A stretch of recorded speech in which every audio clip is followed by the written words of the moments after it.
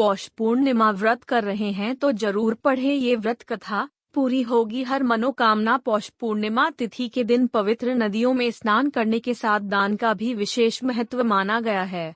हिंदू पंचांग के अनुसार आज यानी 25 जनवरी 2024 को पौष पूर्णिमा व्रत रखा जा रहा है।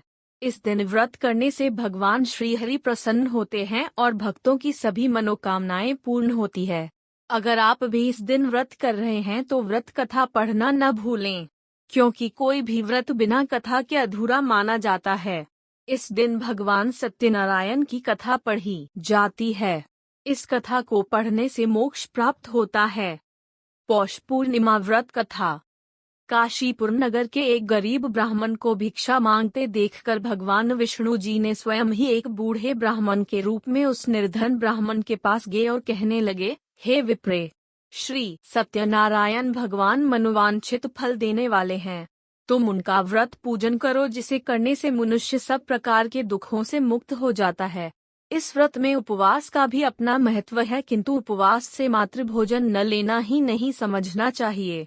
उपवास के समय हृदय में यह धारणा होनी चाहिए कि आज श्री सत्यनारायण भगवान हमारे पास ही विराजमान हैं। अंदर व बाहर शुचिता बनाए रखनी चाहिए और श्रद्धा विश्वास पूर्वक भगवान का पूजन कर उनकी मंगलमयी कथा का श्रवण करना चाहिए।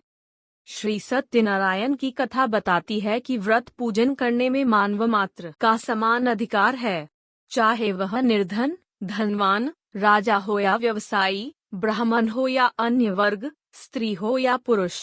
यही स्पष्ट करने के लिए इस कथा में निर्धन ब्राह्मण, गरीब लकड़हारा, राजा उल्कामुख, धनवान व्यवसायी, साधु वैश्य, उसकी पत्नी लीलावती, पुत्री कलावती, राजा तुंगध्वज एवं गोपगणों की कथा का समावेश किया गया है।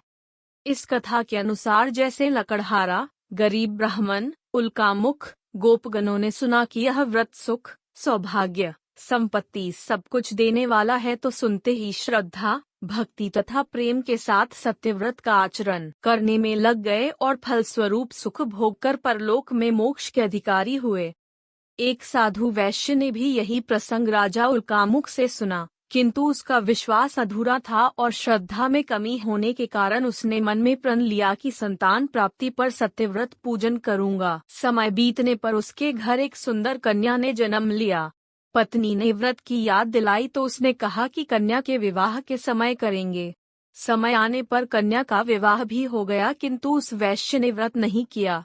वह अपने दामाद को लेकर व्यापार के लिए चला गया। वहां उसे चोरी के आरोप में राजा चंद्रकेतु द्वारा दामाद सहित कारागार में डाल दिया गया।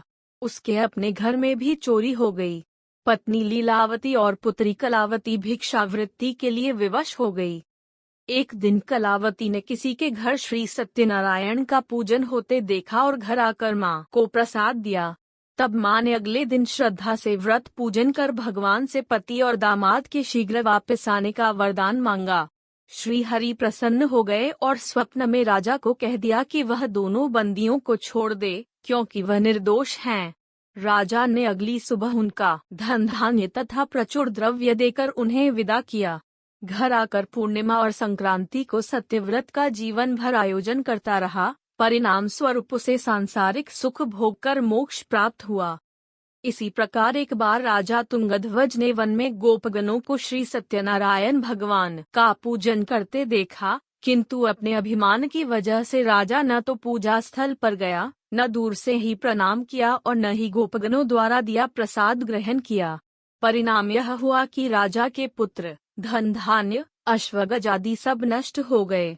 राजा को फिर ये आभास हुआ कि विपत्ति का कारण सत्यदेव भगवान का निरादर है। तब उसे बहुत पश्चाताप हुआ। वह तुरंत वन में गया और गोपगणों को बुलाकर उनसे सत्यनारायण भगवान की पूजा विधि पूछी और बाद पूजा की भी। फिर उसने उनसे ही प्रसाद ग्रहण किया तथा घर आ गया।